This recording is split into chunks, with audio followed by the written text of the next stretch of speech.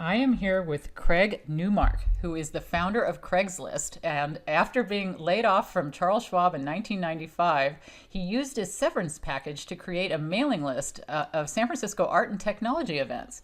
Craig is a web pioneer, philanthropist, and leading advocate on behalf of trustworthy journalism, voting rights, veterans and military families, and other civic and social justice causes. In 2017, he became a founding funder and executive committee member of News Integrity Initiative, administered by the, I think they say SUNY. I want to make sure I say that correctly. Or is it CUNY? I think they say CUNY, Graduate School of Journalism, which seeks to advance the literacy and increase trust in journalism. Is it CUNY? CUNY, yes. CUNY, The okay. University of New York. Well, I looked it up, and they had all three definite ways of saying it, so I want to make sure I said it properly. But you are Craig. I mean, the Craig, and some people don't realize that there is a Craig behind Craigslist. And you have quite an interesting story. I was watching some of your interviews, and I liked your sense of humor cracked me up. You have an interesting way about you. I'm curious if for the few people out there who haven't heard this story, and I know you've told it a million times, but just a quick, what led to Craigslist? I mean, I gave a little background there, but did you have any kind of idea that what you were starting to do was going to turn into anything major? I didn't have any clue like that for a few years. I just started a simple mailing list with the idea of giving back, since a lot of people had helped me out. So I was reciprocating, participating in the online community. Well, it's such a huge site. I mean, what interests me about Craigslist is the fact that you've maintained the simple design throughout these years. And I'm curious, I mean, I think I've seen you say you like simplicity. You seem to lead a kind of a humble existence, and your site is kind of that way as well. What drives the design choice for you? I mean, will you make it changed? Will you add more bells and whistles, or is this pretty much what you want from it? Well, the basic philosophy is just people need stuff which is simple and fast and gets the job done. And way back 20 years ago, I realized that I don't know any fancy design skills, but I do know how to keep things simple, fast, and effective. So I started things that way. And Jim Buckmaster, as CEO since 2000, he's just maintained that philosophy. Simple, fast, effective. Well, I mean, it's such a huge thing. And there's so many things on Craigslist. What can't you find that's legal on Craigslist? I mean, is it just about everything? I would imagine so, but this is dictated by the community, not by us.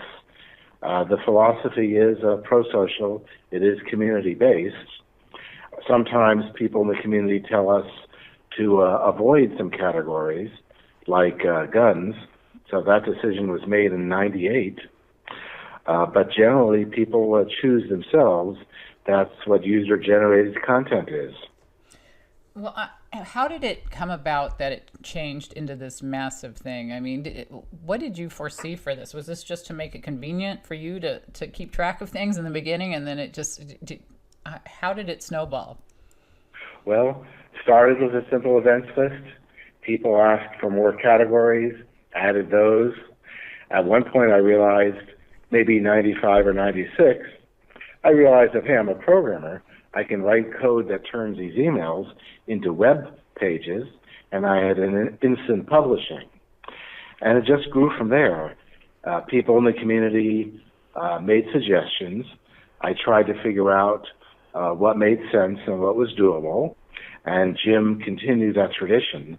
So what we do is driven by what people want and need rather than what seems to be fancy. Well, did it ever feel like out of control, like it's just too big, you can't handle this? It just became overwhelming to you? Never like that, because it's always been a matter of growth in small increments. For that matter, now and then we add a new chunk of functionality. We often don't announce it. It's just there, And again, it's just all incremental, useful stuff. No leaps of fancy. Well, when did it start becoming monetized? I mean, when did you make money off of it? At what point? In even towards the end of '97, I think, job posters were asking us to charge them for job postings. Mm-hmm. We experimented with it in '98, and then we got serious about it when I made it into a real company. That was a time of some tough decisions because I had to decide, well, bankers and VCs were telling me I could walk away with a few billion if I did the usual thing, mm-hmm. but instead I monetized minimally, and that's why the site charges for very little. Nevertheless, doing well by doing good can be a viable business model, and so we actually have done really well. Well, you really have. I mean, what is it like? I mean, I assume you weren't a billionaire before this. How has your life changed from this? My life has changed very little. I don't know why people think I'm a billionaire, but anyway, now... That's not accurate? Well, let's say it's a great exaggeration. Okay. But now I'm free to give away a lot of money to charity in a number of areas. Frankly, I'm getting another place to live in New York because that's the center of gravity for my family, and it's the center of gravity for all my philanthropy. And you are very much into philanthropy, which is great to see. What draws you to a cause? Just common sense needs for people. And I seem to have stumbled onto the idea that I should support people who are helping other people protect this country, trying to help people out when it comes to matters of fairness, that kind of thing. For example, right now, actually, journalists, reporters who report in good faith, protect us against disinformation. They tell us what's going on. They act as watchdogs, which is why I'm helping out in a big way there. Mm-hmm. On the other hand, I've seen in my industry, women in technology are often not treated fairly. And what I've done is found people and groups who are doing a good job of supporting that and doing what I can to help out. That also includes supporting vets and their families, and for that matter, voting rights. The idea is to help people doing good work in matters that protect us all. Well, you mentioned women in technology. I'm curious, they always say they want to get more women interested in technology. Why do you think we don't have as many as we should? Or do you not think that? I don't have a good explanation for that. I don't know if anyone does. Mm-hmm. I do see a fair amount of harassment online, and that's why I'm working on that with groups like Wikipedia, which has a large project towards countering harassment. I'm now talking to people in journalism, trying to figure out what are the patterns of harassment. How does that relate also to disinformation? Because it looks like the trolls who harass people are also often the trolls who post disinformation. So trying to do basics, but in a large way, I've actually turned over a lot of the work here to people who've been doing women in technology work for years, like Allison Capon, who runs Women Who Tech out of Washington, also working a lot with the Girls Who Code people, particularly Reshma Saujani. Well, that must be very interesting because I've had Roya Mahboob on my show, who developed internet training company in Afghanistan for women, and there's so many women that really want to learn more about technology, but it seems like you keep hearing more and more that that they're not getting as many people as they'd like. So I'm fascinated with the work you do, and I'm kind of fascinated by you as a person individually, because I've watched your interviews and you don't give very detailed responses about your personal life. You kind of hold back a little bit. So I'm curious to know more about your personality. What is your day like? I mean, what are your hobbies outside of your this job and this computer world? First, I'll give credit to Roya. I also work with her. She does great work Isn't she for great? women and girls in Afghanistan. For me personally, I am an old school nerd. Plastic pocket protector, thick black glasses taped to me, no social skills. That was me in high school. Uh-huh. And even now, what you're hearing is only a simulation of social skills. My only saving grace socially, as one of my managers used to tell me at IBM, is that I may have a sense of humor. He wasn't sure, huh? Yeah. My deal is basically I just do the work that needs to be done. Then I'll indulge myself in something that I enjoy, maybe chatting with friends. I read a great deal. A lot of it is science fiction. And I watch a fair amount of TV, although I seem to be doing a lot of British stuff now, in part because with Netflix and other streaming services, I'm catching up with years of really good British TV that I never knew about. Huh. And Thursday night, I get to see an early premiere of Blade Runner 2040. The original Blade Runner is perhaps my favorite movie, and I'm excited about the new one. All the reviews are really good. I'm excited too. Now you got me curious. Now, are you Star Trek or Star Wars? Both of them have advantages and flaws. I might tilt a little towards Star Trek since I started watching the original on its very first moments of existence on TV, because I am that old. And Some of us are. When you're 11, Star Trek is great science fiction. You don't realize how bad some of the acting and special effects are until your 20s or 30s. They really are bad. Okay, so then we got to go with Jean-Luc or Jim Kirk. Jean-Luc is much better as a captain, but I did see an episode of Star Trek Original recently, and William Shatner is better than I remember him. You know, I'm a bit of a Trekkie, and I love the sci-fi thing too. But I teach for a technology school, so I have a lot of students who are techies, and they share all their gaming examples with me. I'm not much of a gamer, but I think that the technology field, though, is just a lot of fun to be in. I think one of my first jobs was actually as a VAR with IBM. You mentioned IBM before, and we've seen quite a bit of changes since then. This is like 1985. So when did Craigslist start? Craigslist started early 95, pretty much on my departure from Charles Schwab. And again, back then, a very simple mailing list. Yeah. And they laid you off because they were laying everybody off, or what was the reason for that?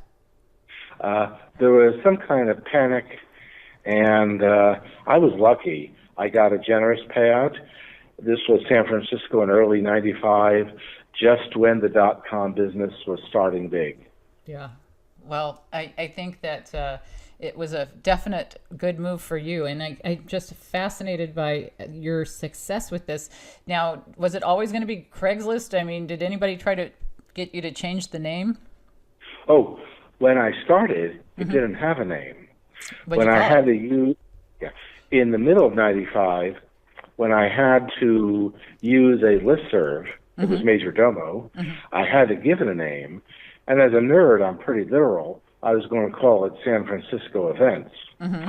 People around me, though, told me that I'd inadvertently created a brand because they called it Craigslist, and that after explaining to me what a brand was, I decided that made sense. It would keep it personal and quirky. They were right. Yeah. So actually, other people named it, and well, they made it personal, which meant that I was committed. But you've managed to kind of stay under the radar. I mean, do people recognize you on the street, or do you get by pretty well without that? I'm not sure. Sometimes people do, but not a lot. I have a feeling, and my wife tells me sometimes people do recognize me, and she notices it, but I'm oblivious to it. Well, you don't have people hounding you, though. I have had some hounding, but not much of it. So what's your lifestyle now that you're not what you say is a billionaire, but you're awfully up there compared to probably where you were. Did you change your lifestyle much based on your success? I don't have much of a lifestyle. A lot of it is, again, hanging around with a few friends at, say, a coffee house. And for that matter, I need to find another one or two coffee houses in Greenwich Village to hang out. Yeah. But how about private jets and that type of thing? Not interested. Now and then I'll fly in business class or the equivalent. And most of the time, where I find greatest satisfaction now is actually getting something done that means something. For example, I'm supporting trustworthy, good faith journalism in a whole bunch of ways, but it looks like my focus will have to do with figuring out what's the deal with media manipulation and information warfare, and then supporting the groups who do the best job in understanding that and then countering it. But countering it from the grassroots up rather than the top-down governmental stuff.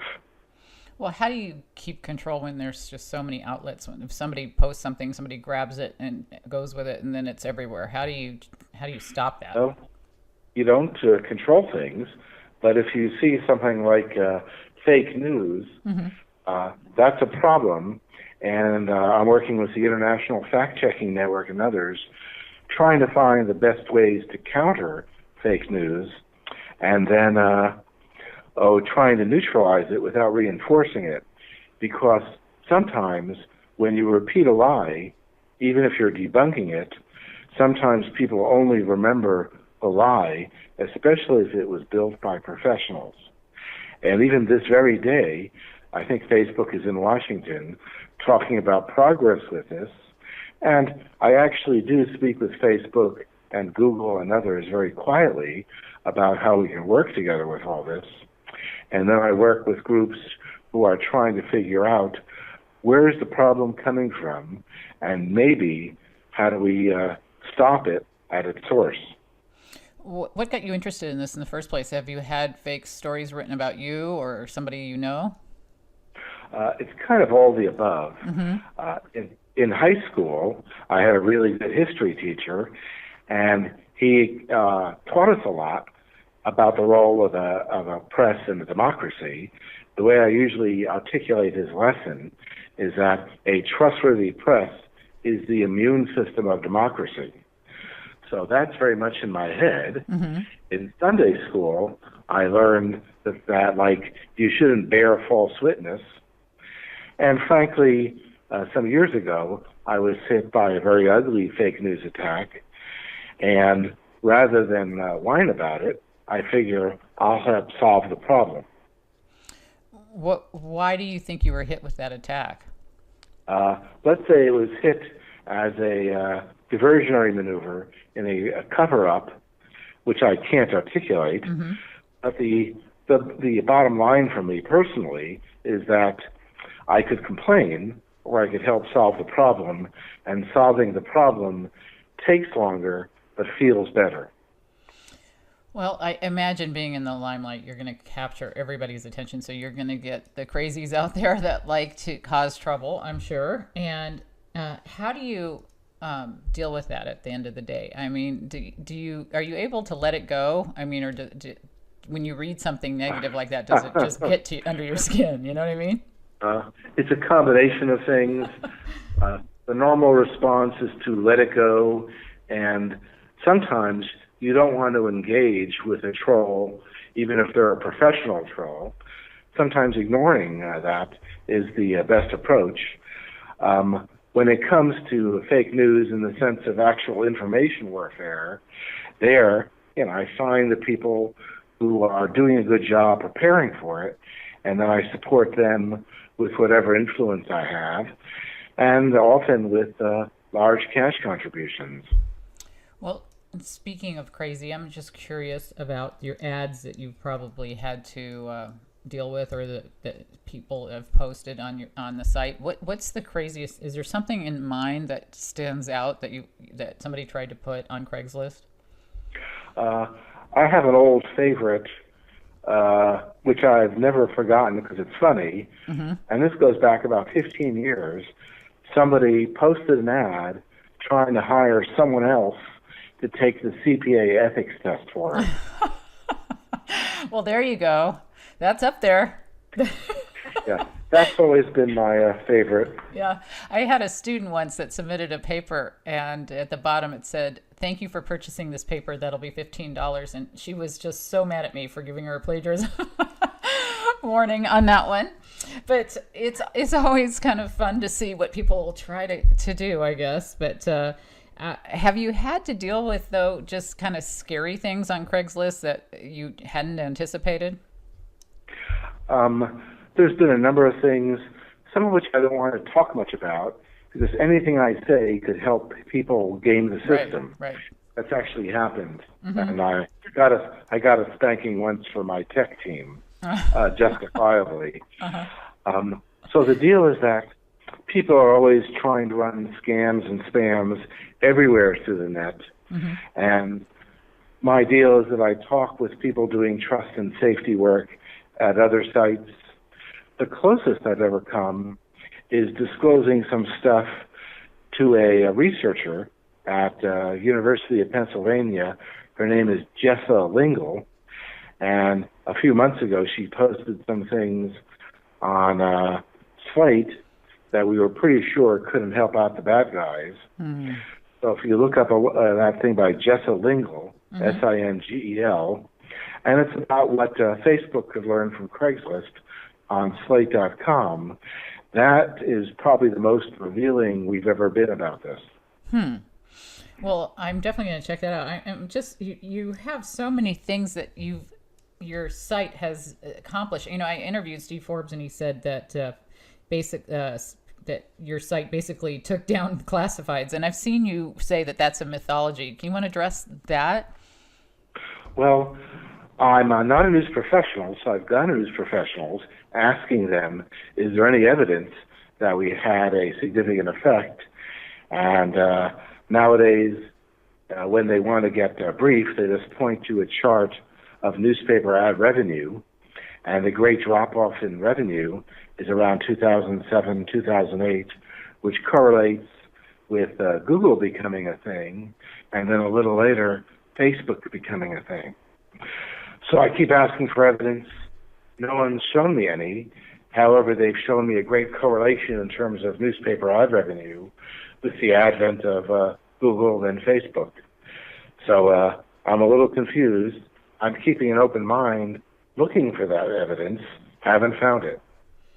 Well, it's hard to find evidence. I was kind of looking for that as well, but I think that you've definitely had an impact, and it's got to make you feel good at the end of the day that you were able to do something that's so impactful. So many people, you've helped so many people. Do you think about it, or you seem like it's so small in retrospect in the way you talk about it, but it's so big. You know what I mean?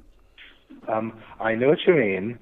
My deal is that now that I reflect that I started something which has helped people in the tens of millions or more, we've added substantially to the U.S. economy, and that's nice to think about, but then it's back to work.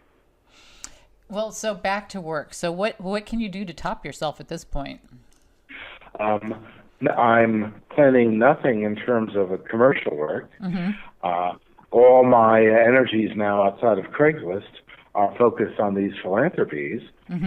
My initiatives, again, like trustworthy, good faith journalism, women in tech, veterans and their families, and voting rights. I mean, now and then I'll contribute to something just because it strikes me as a good thing.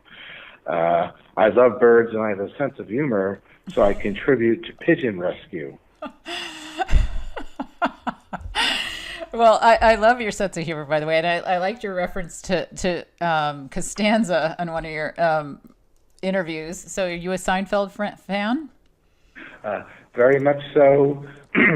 And in fact, I'm looking forward to Jerry's new special.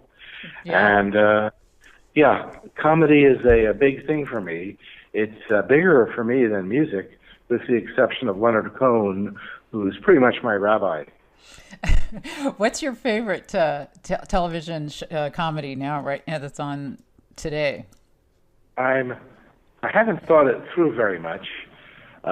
Simpsons is really big for me. Mm-hmm.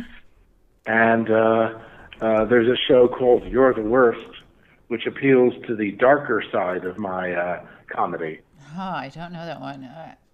Are you a Big Bang fan? Big what fan? I'm sorry? The Big Bang Theory, the show, TV show? No, I tried watching it, and it's too painful. In what respect? Just the humor? It reminds me of me during bad years. I see. Well, it's that's so funny. How are you on Woody Allen? Is that up good, or you're New Yorker, right? So. Well, I do like his earlier funny movies, and saying that is a cliche, but there's a truth in it. But nowadays, I guess I've moved on for all sorts of reasons. Right. Yeah, I do watch a lot of TV. I do love TV. Well, I guess I know who to go to ask for what shows are good. I'm going to have to check out that one. I have not seen that one, but I do like your taste in sci-fi, and I wish I was on the list to get that Blade Runner preview, but I'll have to wait until it comes out. But let me know what you think, though. I'd love to know. But how can people find out more what you're doing, and if they want to contribute to any of these funds and your charities? Can you share some of that information with my audience? The fastest way right now is to look at Craig Connects. That's craigconnects.org. I should warn people that we're working on a big change and improvement, but I don't want to pre-announce it. If nothing else, that'll annoy my team. Okay. Okay. Well, they could find what they need there, though, right? Well, let's just say I don't want to get another team spanking. You don't want that, definitely. And they'd be right, so I want to avoid it. Okay. Well, are you going to write a book or anything coming out soon? Nothing like that. I should write a book. You should. I don't know if I have the energy. Well, I think that it would be fascinating, and today was wonderful. Thank you, Craig. It's so nice of you to do the show, and I thoroughly enjoyed our conversation.